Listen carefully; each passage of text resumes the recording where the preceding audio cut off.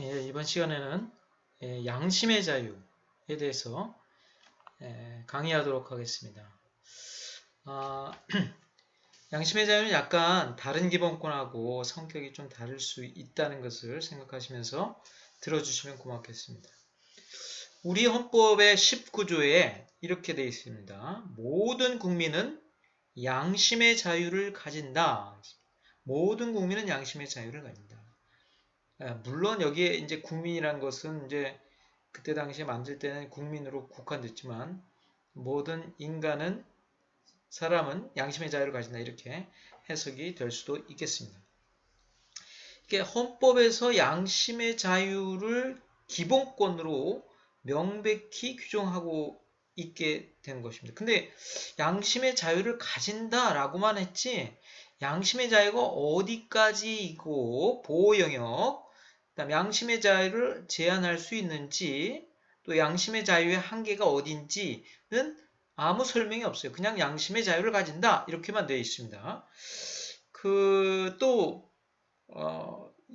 이게 이제 원래 이게 서양 쪽에서 서양의 헌법에 규정된 게 우리가 계수되어 왔으니까 서양의 역사를 보면 서양에서는 이 신앙, 종교와 양심의 자유가 같이 보장되어 오다가 국가로부터 교회가 종교개혁을 통해서 투쟁을 통해서 나옴으로써 이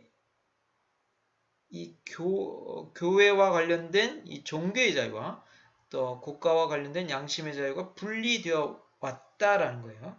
그러니까 종교의 자유를 처음에 매개로 해서 이렇게 발전되어 온 권리, 기본권이 결국에는 또 거기로부터 분리해서 양심의 자유가 도출되게 되었다는 것이죠. 그러니까 다시 세속화되면서 자유가 종교의 자유가 분리되어 나왔다 이렇게 볼 수가 있겠습니다.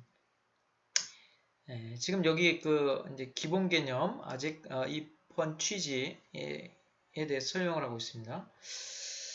그러니까 양심의 자유는 그러면 본질적으로 어디로부터 도출되고 있냐면 우리의 학문적 이론적으로 보면 그냥 양심의 자유는 그냥 그 자체로 보장된 게 아니라 인격권을 보장하기 위해서 나온 거다 이렇게 말을 하고 있습니다.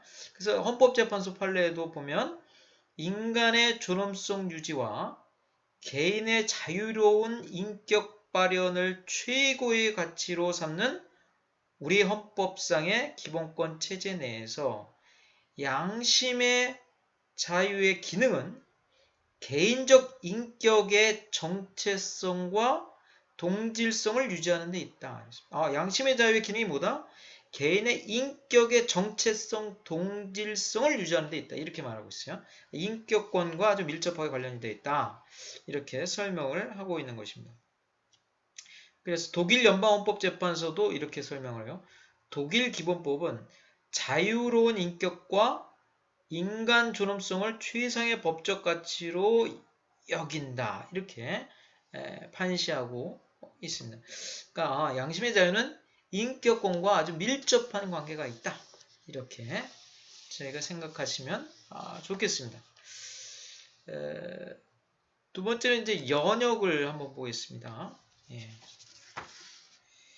그 연역을 보시면 이제 우리나라 헌법 먼저 우리나라 헌법 헌정사를 보시면 우리나라 재헌헌법에는 처음에는 신앙의 자유와 그러니까 종교죠. 양심의 자유를 통합해서 같이 하나로 보장하고 있었습니다. 그러니까 재헌헌법 12조에 보면 모든 국민은 신앙과 양심의 자유를 가진다. 또 국교는 존재하지 아니하며 종교는 정치로부터 분리된다. 라고 이렇게 규정하실까요? 신앙과 양심의 자유를 보장한다. 이렇게만 규정하고 있었어요. 같이 뭉뚱그요. 근데 1962년 헌법, 이게 몇 차 개헌이죠? 이제 5차 개헌입니다. 1962년 제5차 개헌에서는 17조에서 이렇게 모든 국민은 양심의 자유를 가진다라고 독립적으로 양심의 자유를 별개의 조문으로 구성하고 있습니다. 그 다음에 16조 앞조문에는 종교의 자유를 보장하고 이렇게 종교의 자유와 제5차 개헌 때 양심의 자유를 다른 조문으로 구성을 했던 것입니다. 그럼 서양 쪽을 볼까요? 서양에서는요. 신앙과 양심의 자유를 처음으로 성문학 같이 규정한 거죠. 신앙과 양심. 그것은 1663년 로드 아일랜드를 시발로 한 그 북미 대륙의 식민지 헌장 권리선언으로부터입니다. 그 후에 신앙과 양심의 자유는 1791년 미국 연방헌법의 권리장전, 그 다음에 1789년 프랑스 인권선언 등의 기본권 목록으로 규정되었습니다. 그리고 조금 뒤에 가서 1849년 프랑크푸르트 헌법 제5조, 이게 파울 교회 헌법이라고도 하는데요. 5조. 그다음 1850년에 프로이센 헌법 또 있고요. 1919년 바이마르 공화국 헌법에 또 있습니다. 그 다음에 그걸 이어받아 1949년 독일 기본법 4조에 이렇게 규정되게 되었습니다. 역사적으로 보면 이렇게 신앙과 양심의 자유가 같은 맥락에서 보장돼 온 거죠. 구체적으로 입헌 내 비교법적 의의를 한번 보시면, 독일을 보시면 지금 방금 말씀드렸다시피 1949년 독일 기본법 4조는 이렇게 되어 있습니다. 신앙 및 양심의 자유와 양심적 병역 거부권을 보장한다. 이렇게 죠. 그러니까 독일 기본법은 우리 헌법과 다르게 어떻게 신앙과 양심을 하나의 기본권으로 이렇게 묶고 있다는 거죠. 또 하나 특징은 양심적 병역 거부권을 보장한다는 것이 바로 헌법에 규정되어 있다. 라는 거예요. 우리와는 약간의 차이가 있습니다. 그리고 이제 미국 헌법을 보시면요. 미국 헌법은 방금 말씀드렸던 1776년 버지니아 권리장전 16조에 종교의 자유와 양심의 자유를 함께 보장하고 있었습니다. 그러니까 미국 연방헌법에서는 양심의 자유를 명시적으로 보장하지 않고 있었어요. 그 이후에 미국 연방헌법에서는 양심의 자유를 명시적으로 보장하지 않았습니다. 그러나 이제 수정헌법, 미국 수정헌법 제1조가 사상과 양심 중에 특정한 범죄, 즉 종교, 언론을 요구해서 이 사상과 양심의 자유를 보장한다라고 했고, 또 수정헌법 제5조, 수정헌법 제14조의 적법 절차를 통해 보장하는 자유 속에 이 사상 양심의 자유가 포함되어 있다. 이렇게 보고 있는 것입니다. 그래서 이제 미국과 독일과 미국은 약간 우리와는 좀 다른 체계를 갖고 있다. 이렇게 보시면 되겠습니다. 그러면 양심의 자유의 내용 쪽으로 가겠습니다.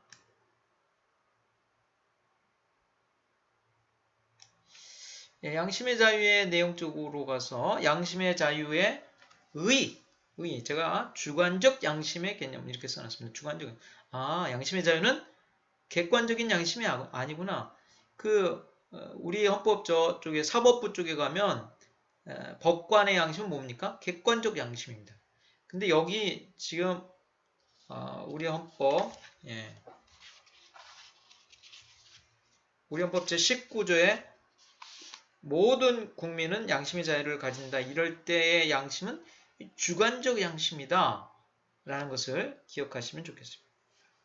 그러니까 양심을 심리학적으로 생각하면 이거죠. 인격의 일부로서 정서적으로 준수하여야 한다고 느끼는 규범을 개인에게 의무로 부과하는 내면의 심판이다. 이렇게 말합니다. 그러니까 개인이 보기에는 이게 그냥 이걸 지켜야 돼. 안 지켜야 돼. 이런 게 아니고 내면으로 정서적으로 느껴서 이거는 나에게 어떤 의무로 와 라는 내면의 어떤 심판이다. 기준이다. 이렇게 보시면 될 것 같습니다. 이렇게 심리학적으로 볼 수 있는데, 그래서 독일 연방행정법원이 양심을 이렇게 판시하고 있어요. 양심은 정의와 부정의, 옳고 그름이죠. 정의와 부정의에 관한 내면의 근원적으로 존재하는 확신, 그리고 그로부터 나오는 일정한 행위와 부작위에 관한 의무감 또는 자기 행위의 윤리적 가치 또는 무가치에 관한 주관적 인식이라고 판시하고 있습니다. 독일 연방헌법재판소도 비슷하게 이렇게 하는 양심상 결정은 일정한 경우에 개인의 내면에서 원래 구속력 있고 무조건 의무적인 것으로 봉착하기 때문에 개인이 양심적 고뇌 없이는 행동할 수 없게 만드는 모든 진지한 윤리적 결정, 즉 선과 악의 범주를 지향하는 결정이라고 판시를 하고 있습니다. 양심상 결정이 뭐냐? 그러니까 내면의 그 고뇌를 통해서는 어떻게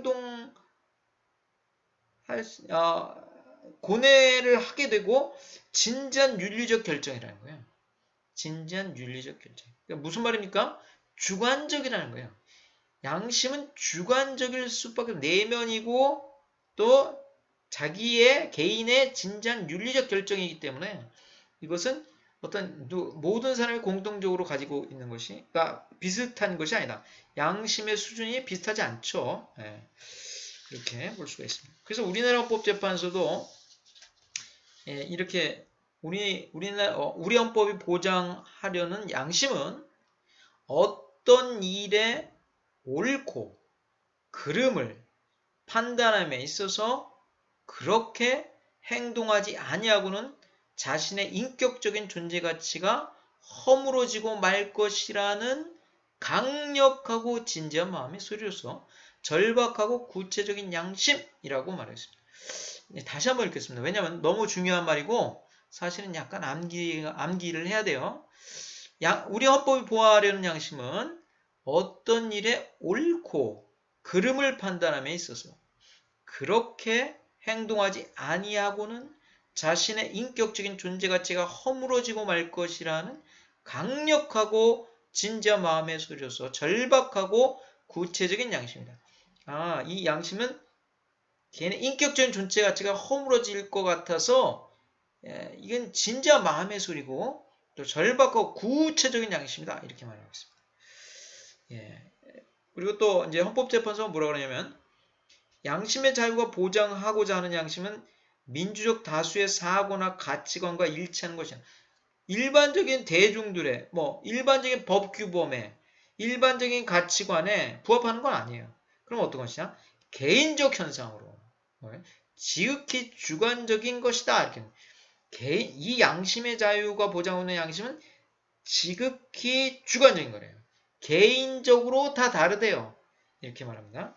그래서 양심은 그 대상이나 내용 또는 동기에 의하여 판단될 수 없으며 그 대상이나 내용, 동기에서 판단할 수 없대요. 양심상의 결정이 이성적 합리적인가, 타당한가 또는 법질서나 사회규범, 도덕률과 일치하는가 하는 관점은 양심의 존재를 판단하는 기준이 될 수 없다.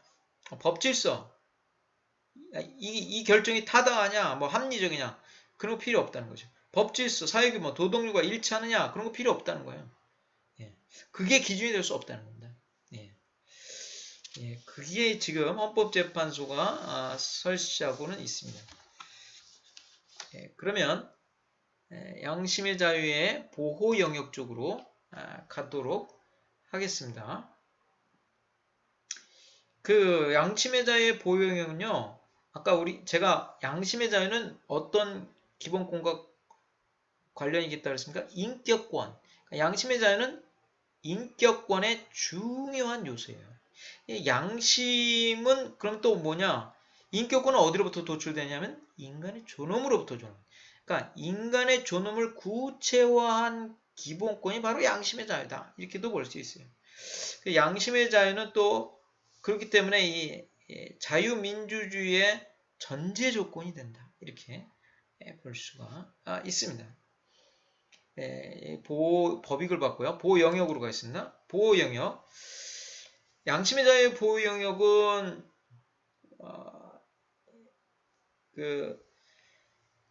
사실은 이렇게 보호 영역이 뭐다라고 명확하게 딱 정하기는 상당히 어려워요. 왜냐하면 이 양심의 자유의 적용 대상은 굉장히 무제한적이고 불특정하기 때문이에요. 예. 그렇지만 종교의 자유로 커버되지 않는 다른 양심들은 어떻게 됩니까? 양심의 자유를 더 넓게 잡아야 되기 때문에 이것을 유용하면 이렇게 우리나라 헌법재판소가 말하고 있는 것처럼 양심 형성의 자유와 양심 실현의 자유가 있다. 이렇게 볼 수 있습니다. 그럼 양심 실현의 자유는 또 세 가지로 양심 표명의 자유와 부작위에 의한 양심 실현의 자유, 그죠? 자귀에 의한 양심 실현의 자유 이렇게 나눌 수가 있겠습니다. 그럼 먼저 양심 형성의 자유. 양심 형성의 자유는 헌법재판소가 뭐라고 하냐면 내심의 자유라 이렇게 말합니다. 양심의 자유는 그러니까 내심의 자유인데 외부로부터의 부당한 간섭이나 강제를 받지 않고 개인의 내심 영역에서 양심을 형성하고 양심상의 결정을 내리는 자유. 이 표현은 양심을 형성할 때 이건 내부적인 거기 때문에 이건 뭐 어떠한 외부로부터의 제한이나 간섭이나 개입이나 강제를 받지 않기 때문에 이것은 뭐 제한할 수 없는 거예요. 제한할 수 없는 자유다. 이렇게 볼 수가 있다는 거죠. 그리고 이제 양심 실현의 자유 쪽으로 가겠습니다. 양심 실현의 자유는 뭐라고 하냐면 형성된 양심을 외부로 표명하고 양심에 따라 삶을 형성할 자유다. 이렇게 말했어요. 형성된 양심을 외부로 표명하고 양심에 따라 삶을 형성할 자유. 이게 양심 실현의 자유입니다. 하나씩 보시면 일단은 그 개념만 설명하면요. 양심 표명의 자유는 뭐냐? 양심을 표명하는, 양심을 표명을 강요받지 아니할 자유. 양심을 표명하나 양심 표명을 강요받지 아니할 자유. 이 양심 표명의 자유입니다. 부작위에 의한 양심 실현의 자유는 뭐냐? 양심에 반하는 행동을 강요받지 아니할 자유. 자귀에 의한 양심 실현의 자유는 양심에 따른 행동을 할 자유. 이렇게 말하고 있습니다. 그럼 하나씩 보시면 양심 형성의 자유, 양심 표명의 자유, 양심 형성의 자유부터 보겠습니다. 양심 형성의 자유는 아까 말씀드렸다시피 내심의 자유라고 한다면 양심을 형성하고 결정하고 이런 것은 뭐 내심 영역에서 되는 거기 때문에 어떠한 강제적 간섭이나 개입이나 그런 것이 금지된다는 겁니다. 근데 보통 인간의 내심 영역에서 형성되고 결정되는 것은 밖에서 알 수가 없어요. 그렇죠? 그래서 국가가 간섭할 수가 사실은 없죠. 예. 그러니까 이걸 뭐라 그러냐? 이게 뭐 거의 현실적으로 큰 의미가 없는 기본권 아니냐? 양심 형성의 자유, 이게 뭐 속으로 결정하고 형성하는데 그걸 어떻게 국가가 개입해? 모르는데. 이렇게 말할 수가 있다는 거죠. 그러나 양심 실현의 자유를 보장하기 위한 전제로서 양심 형성의 자유는 존재해야 된다. 이겁니다. 양심 실현의 자유, 첫 번째는 양심 표명의 자유가 있습니다. 양심 표명은요, 이거요. 일반적인 의사표현의 자유인 뭐가 있어요? 표현의 자유. 예? 언론 출판의 자유. 표현의 자유. 표현의 자유의 우리나라 헌법 21조의 특별적인 지위에 있는 기본권이에요. 그러니까 일반적인 표현의 자유보다 더 표현의 자유가 일반적인 기본권이면 이것은 특별한 기본권이다. 이렇게 볼 수가 있죠. 이게 더 우선한다는 거죠. 왜냐하면 일반적 표현의 자유보다 더 고도의 보장을 받아야 되기 때문이라는 겁니다. 예. 그 다음에 부작위에 의한 양심 실현의 자유. 이거는 소극적 양심 표현의 자유라고도 말하는데, 그러니까 뭐 내가 내 양심을 고백하지 않아야 할 자유. 내가 내 양심에 대해서, 내 신념에 대해서 표명하지 않아야 할 자유, 침묵할 자유 또 있어요. 또 특정한 세계관적 신념의 표현으로부터 내가 초연할 자유, 그거와 관계없이 양심을 표명하지 않아야 할 자유, 표현하지 않아야 할 자유, 그러니까 소극적 양심 실현의 자유다. 이렇게 볼 수가 있습니다. 예를 들면 뭐 이거죠. 일제시대에 주기철 목사님이 계셨는데, 그 주기철 목사님이 어땠습니까? 일제가 고문하면서 십자가를 밟아라 이러니까 어떻게 합니까? 절대 밟을 수가 없죠. 목사님으로서. 그래서 밟지 않는 거예요. 그러니까 부작위로 양심, 종교의 자유를, 신앙을 실현한 거죠. 이게 부작위한 종교 실현의, 신앙 실현의 자유다. 이렇게 볼 수가 있습니다. 자기에 의한 양심 실현의 자유. 자기에 의한 양심 실현의 자유는 이겁니다. 그러니까 개인의 내심에 합치하는 생활 방식 안에서 실현되어야 하므로 자기의 신앙이 말하는 바에 따라서 실현하고, 그죠? 또 내면적 확신에 따라, 양심에 따라서 그것을 표현한다는 거예요. 이거는 양심 실현의 자유는 어떠한 기본권의 특수한 형태냐면 자유로운 인격 발현권, 일반적 행동 자유권의 특별한 표현 형태다. 특수한 형태다. 이렇게 생각하시면 되겠습니다. 그 다음에 이제 양심 실현의 자유와 자유의 보호 영역과 그에 대한 제한의 구별 필요성이죠. 여기 있습니다. 이런 대법원 판례가 이런 판례들이 좀 있어요. 뭐라 그러냐면 대법원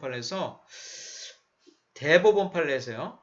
헌법상 기본권의 행사가 국가 공동체 내에서 타인과의 공동생활을 가능하게 하고 다른 헌법적 가치 및 국가의 법질서를 위태롭게 하지 않는 범위 내에서 이루어져야 한다는 것은 양심의 자유를 어떻게 포함한 모든 기본권의 행사의 원칙적인 한계이므로 양심 실현의 자유도 결국 그 제한을 정당화할 헌법적 법익이 존재하는 경우에는 헌법 제37조 제2항에 따라 법률에 의해서 제한될 수 있는 상대적 자유다. 이렇게 말하고 있어요. 상대적 자유다. 그러니까 이렇게 말하는 거예요. 기본권 행사를 하려면 일단 국가 공동체 법 테두리 안에서 또 타인과의 공동생활을 가능한 타인의 권리나 기본권을 침해하지 않으면서 그 다음 헌법적 가치나 국가법질서를 위태롭지 않은 범위 내에서 이루어져야 된다는 그러한 내재적인 한계가 있다는 거예요. 내재적인 한계가 있다. 그러니까 양심의 자유에 대한 제한도 어떻게 할 수 있다요? 헌법 제30조 2항에 따라 제한할 수 있는 상대적인 자유다. 이렇게 말합니다. 근데 이거는 지금 요 양심의 실현의 자유의 보호 영역과 지금 보호 영역이죠. 그 양심의 자유에 대한 제한을 구별하지 잘 못하고 주장한 것이다. 이렇게 볼 수 있어요. 왜냐하면 양심 실현의 자유와 국가의 법질서 양립하기 어렵다. 두 개가 공존하기 없다. 그러니까 어떻게 돼? 양심 실현의 자유를 제한해야 된다. 법으로 양심의 자유를 제한한다. 이렇게 보는 거예요. 그럼 처음부터 양심의 자유의 보호 영역은 스스로 내재적 한계가 있기 때문에 그 양심의 자유는 원칙적으로 제한된다. 뭐 이러는 거예요. 기본권의 제한과 기본권의 보호 영역을 그러니까 기본권의 제한, 내재적 한계, 제한이 있기 때문에 기본권의 보호 영역은 그 쪼그라든다. 기본권의 내재적 한계로 인해서 기본권의 보호 영역이 결정된다. 이렇게 말하는 것과 유사하다라는 거예요. 그러니까 좀 어려운 말인데 하여튼 기본권의 보호 영역과 양심의 자유의 보호 영역과 양심의 자유의 제한은 구별해서 생각을 해야 된다. 이런 말을 제가 드리고 싶습니다. 그 다음에 양심의 자유의 제한 쪽으로 가보겠습니다. 보이시죠? 양심의 자유 제한 조금 올릴까요? 양심의 자유 제한과 관련해서 이제 내재적 한계론, 지금 방금 말한 내재적 한계 이론 이런 게 있는데 양심의 자유에 관해서 이거는 독일의 이론이에요. 내재적 한계 이론, 기본권의 내재적 한계. 이거는 헌법 내재적 한계 이론, 뭐 기본권 내재적 한계 이론 뭐 이렇게 말을 하고 있습니다. 근데 독일의 헌법에 보면요. 종교의 자유, 양심의 자유를 제한할 수 있다는 규정이 없어요. 제한하기 어려우니까 사실은 종교의 자유를 제한하는 거는 좀 어불성설이다 생각하는 거예요. 독일에서 종교의 자유를 또는 양심의 자유를 제한하는가? 이거는 말이 안 돼. 이래서 그런데 예를 들면 제가 예를 하나 들어보겠습니다. 독일 교회에 지금 뭐 전염병이 돌고 있다. 예? 전염병이 돌고 있다. 아주 굉장한 전염병이 돌고 있다. 뭐 급속도로 퍼지고 뭐 치사율이 높은 그 전염병이 도는데 예배를 드린다. 예배를 많은 사람들이 드리려고 모였어요. 그럼 법으로 어떻게 제한을 해야죠. 법으로 이렇게 모여서 예배를 드리면 안 됩니다. 전염병 때문에 생명이 위험할 수 있습니다. 그래서 법으로 제한하겠죠. 그 법으로 제한하려고 하니까 독일 헌법 봐라. 독일 기본법 봐라. 제한할 수 있다는 규정이 없어요. 양심의 자유와 종교의 자유. 그럼 어떻게 해요? 제한할 수 없어요. 그냥 전염병에 들어서 죽더라도 예배를 드려야 되는 거예요. 드릴 수 있는 거예요.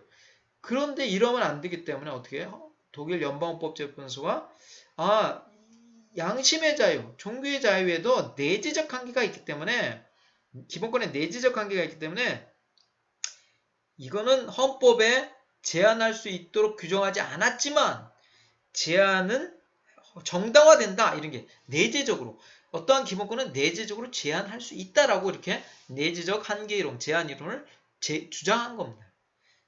근데 이건 독일이에요. 독일에서는 이게 필요해요. 왜? 내재적 한계 이론. 왜?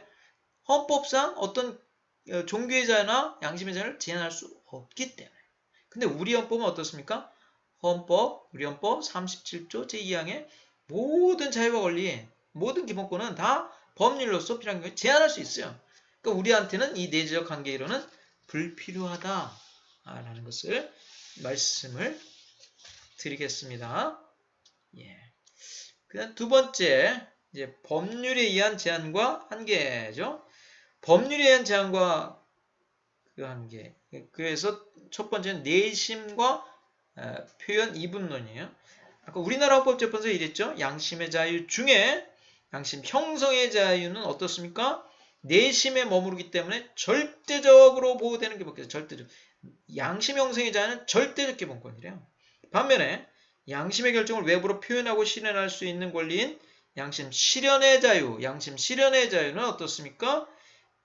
법 질서에 위배되거나 타인의 권리를 침해할 수 있기 때문에 법률에 의하여 제한될 수 있는 상대적 자유래. 상대적 기본권. 이분법이죠. 내심 표현 이분론이에요. 내심에 해당하는 양심 형성의 자유는 절대적 자유. 절대적 기본권. 이걸 외부로 표현하는 양심 실현의 자유는 어때요? 상대적 기본권, 상대적 자유라고 하는 이분론을 사용하고 있다는 겁니다. 이걸 약간 비판하면 이렇게 돼요. 어떤 거냐?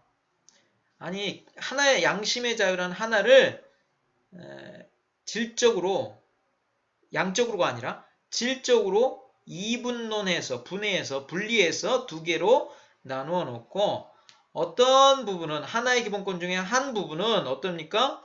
양심의 결정이죠. 양심 형성, 양심의 결정. 이거는 절대적 기본권. 하나의 부분은 양심의 표현, 실현. 이거는 어땠습니까? 이거는 상대적 기본권으로 딱 이분 가능하다라는 논리 형식이에요. 또 이게 좀 문제가 있고 또 하나의 문제는 양심 형성의 자유 있죠? 양심 형성의 자유는 지금 내심의 절대적 기본권이라 했어요. 그러니까 양심 형성의 자유는 내심의 영역에만 머물고 외부적 표현은 상대적인 자유 기본권이기 때문에 얼마든지 제한할 수 있다는 그러한 논리적 비약으로 갈 수 있습니다. 이거예요. 양심의 형성은 어차피 나오지 않으니까 양심의 형성은 절대적으로 보장한다. 그러나 이게 외부로 나오면 외부적으로 양심 실현이 되면 이거는 무자비하게 얼마든지 제한할 수 있다. 기본권의 과잉 제한을 할 수 있다는 그러한 통로를 열어주는 느낌이에요. 예, 이거는 좀 문제가 있다. 뭐가? 내심, 표현, 이분론 이런 겁니다. 예.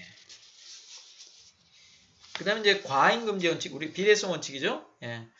제가 이걸 설명하기 전에 제가 지금 과잉금지 원칙 설명할 텐데 이거는 그냥 헌법 이론적으로 제가 말하는 거니까 이거는 답안지 쓸 때는 이렇게 쓰면 안 돼요. 비례성 원칙, 과잉금지 원칙 어떻게 써요? 한쪽 가로 1, 목적의 정당성 2, 한쪽 가로 2, 뭐요? 수단의 적합성, 한쪽 가로 3, 침해의 최소성, 한쪽 가로 4, 법익의 균형성 이렇게 4단계의 목차를 잡아서 써야 된다고 누누이 제가 말씀드렸습니다. 근데 지금 설명한 양심의 자유에서 과잉금지 원칙 설명할 때는 약간 학문적으로 비판적으로 제가 설명을 할게요. 잠깐. 과잉금지 원칙은요. 그러니까 헌법재판소의 일반적인 이론은 이거예요.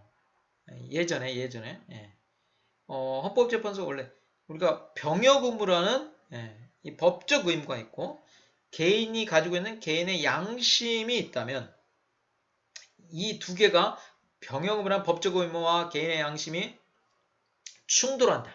충돌하는 경우에는 법적 의무의 부과를 통해서 달성하려고 하는 뭐죠? 공익의 실현과 법질서를 위태롭게 그러니까 법질서와 상반되는 개인의 양심 간의 이 충돌에 있어서 뭘 우선한다?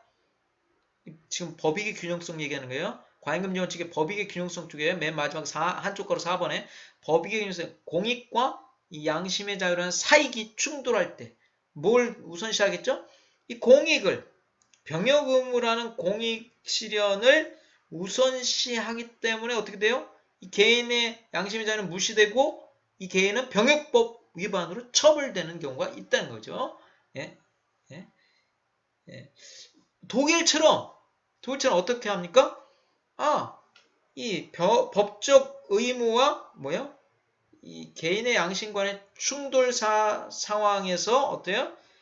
이 법질서를 위태롭게 하지 아니하면서 법적 의무를 대체하는 다른 가능성을 열어주면 그 법적 의무라는 공익과 개인의 양심 간의 충돌이 일어나지 않고 회피 가능하죠. 대체할 수 있는 다른 가능성 뭐예요 이게? 양심적 병역 거부라는 그것에 대해서 대체 복무를 열어줍니다. 대체 복무. 그러니까 대체 복무를 열어주면 대체 복무를 할 수 있도록 하는 방안을 구상해주면 어떻게 방안을 제공해주면 어떻게 해요? 이 법익의 균형성에서 충돌이 일어나지 않고 어떠한 다른 가능성이 열리는 거예요. 그렇죠? 그러니까 이것에 대해서 제가 간단하게 설명을 해드렸습니다.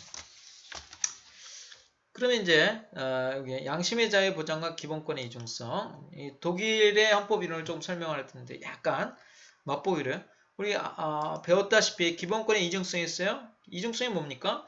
기본권은 어떤 성격이 있어요? 이중성이 있다.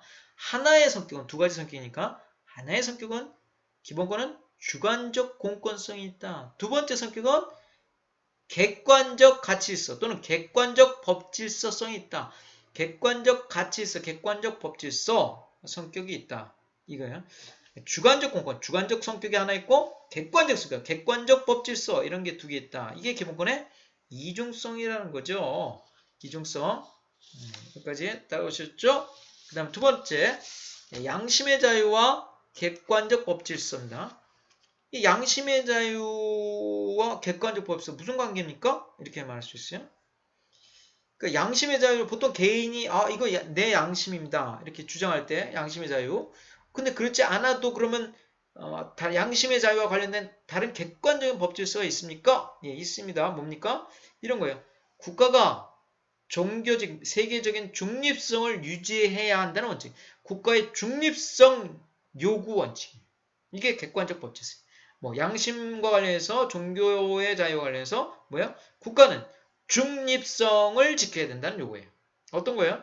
국가는 국민에게 너는 국민들은 이거 믿어. 이거 신앙으로 가져. 이걸 양심으로 가져. 이렇게 할 수 없다는 거예요. 왜? 국가는 중립적으로 있어야 되는 거예요. 옛날 국가들은 어떻습니까?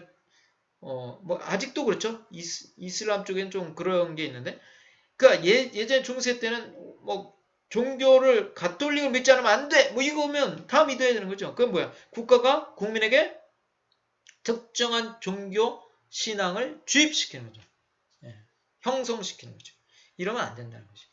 그게 뭐예요? 객관적 법질서예요. 양심의 자유에서 또 종교의 자유에 대해서 객관적 법질서가 있다는 거죠. 두 가지가 있네. 국가 이념을 설정. 국가가 뭐 예를 들면 뭐 인도에서 힌두교를 국가의 종교로 이렇게 하면 안 된다는 거죠. 또 양심의 자유와 관련해서 우리 전체주의 체제, 전체주의가 우리 국가의 체제라고 이렇게 하면 안 된다는 거예요. 우리나라의 국시를 뭐예요? 이거다. 공산주의다. 이렇게 하면 국민에게 강요해서는 안 된다는 거예요. 이게 국가 이념의 설정 금지다.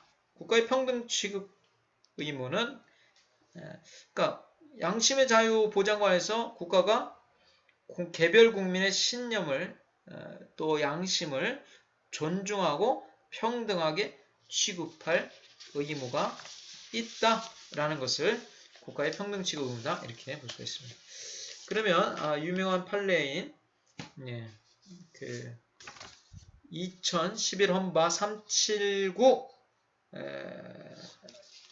사건을 잠깐 간략하게 설명을 하겠습니다. 2011 헌바 379 사건은 어떤 거냐면 청구인이 차 누구누구가 2002년 11월 4일 현역병 입영 대상 처분을 받은 사람으로서 2010년 4월 22일경 경남지방병무청장으로부터 2010년 6월 7일까지 입영하라는 현역 입영 통지서를 받고도 정당한 이유 없이 입영일로부터 3일이 지나도록 입영하지 아니하였다는 범죄 사실. 무슨 범죄입니까? 병역법 위반죄로 기소되었습니다. 그래서 청구인은 1심 법원에서 징역 1년 6월의 형을 선고받고 항소하여 재판 계속 중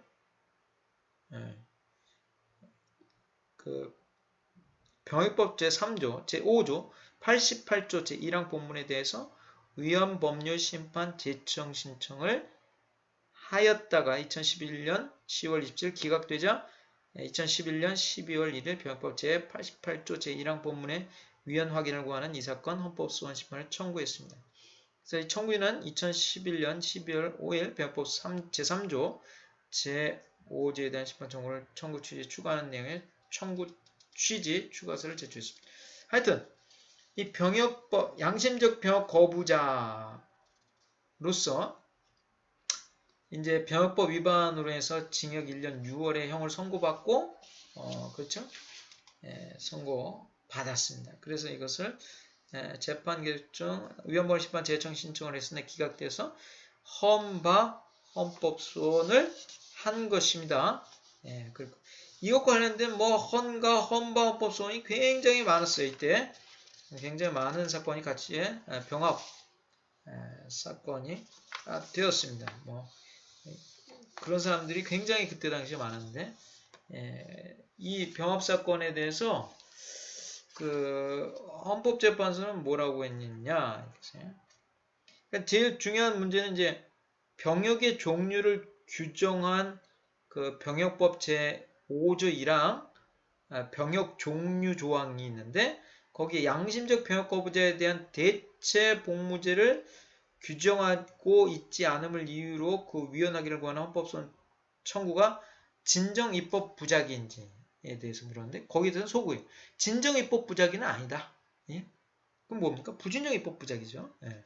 그다음 병역 종류 조항의 위헌 여부가 양심적 병역 거부자에 대한 형사 재판의 전제가 되는지 그 병역 종류 조항의 위헌 여부가 이 사람 아까 말한 차 모모 씨의 양심적 병역 거부자에 대한 형사 재판의 전제가 되는지 재판의 전제성을 인정했습니다.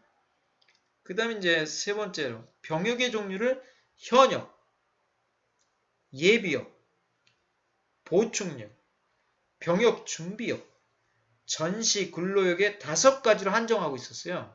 현역, 예비역, 보충역, 병역 준비역, 전시 근로역 5가지로 한정하여 규정하고 양심적 병역 거부자에 대한 대체 복무제를 규정하지 아니한 병역 종류 조항이 과잉 금지 원칙을 위반하여 양심적 병역 거부자의 양심의 자유를 침해하는지 여부에 대해서 헌법재판소는 적극 위헌 결정을 냈습니다. 어떻게?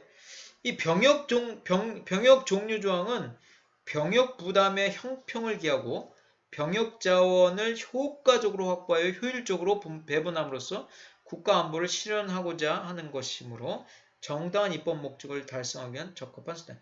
목적이 정당성 있고 적합한 수단이다. 이렇게 말했어요. 그 다음 병역 종류 조항이 규정하고 있는 병역들은 모두 군사훈련을 받는 것을 전제로 하고 있으므로 양심적 병역 거부자에게 그러한 병역을 부과할 경우 그들의 양심과 충돌을 일으키는데 이에 대한 대안으로 대체복무제가 논의되어 왔다. 그러니까 충돌을 일으키는데 그거 말고 대체복무제가 있어야겠다는 거예요. 그래서 양심적 병역 거부자의 수는 병역 자원의 감소를 논할 정도로 그렇게 많지 않대요.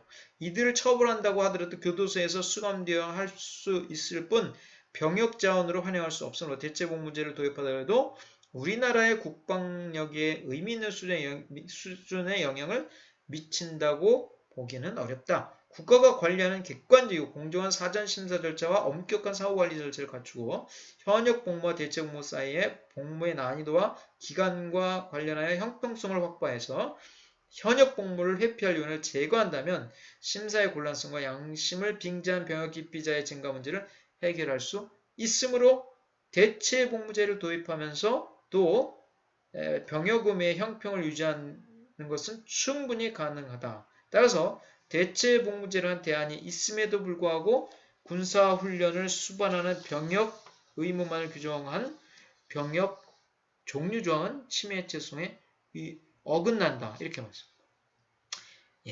그래서 뭐 법의 균형성은 제가 읽지 않았는데 이런 형태로 이러한 취지로 이 양심적 병역 거부자에 대한 대체복무를 규정하지 않은 병역 종류 조항은 과잉금지에 위배돼서 양심적 병역 거부자의 양심의 자유를 침해한다라고 보아서 헌법 불합치 결정을 했습니다.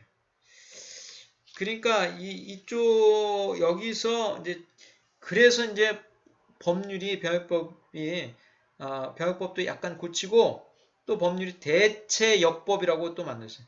대체복무제와 관해서 대체역의 편입 및 복무 등에 관한 법률 대체역법이라는데 양심의 자유를 이유로 현역, 예비역 또는 보충역의 복무를 대신하여 병역을 이행하기 위한 대체역의 편입 및 복무를 규정하는 법률로서 이 대체역의 편입 및 복무 등에 관한 법률을 제정을 했습니다. 그래서 우리나라도 이제 대체복무제가 도입이 되었다까지 해서 저 양심의 자유에 대해서 살펴봤습니다. 양심의 자유에 대해서 뭐 여러 가지 다양한 얘기를 했습니다. 우리 헌법에는 이제 양심의 자유를 가진다라고만 있는데 그게 이제 그 보호 영역이 무엇인지, 그리고 양심의 자유는 주관적 양심을 말하고 그 보호 영역은 양심 형성의 자유와 양심 실현의 자유가 있는데, 양심 실현의 자유는 양심 표명의 자유와 부작위에 의한 양심 실현의 자유, 자규에 의한 양심 실현의 자유로 볼 수가 있겠다라는 것으로 오늘 강의를 마치도록 하겠습니다. 경청해 주셔서 감사합니다.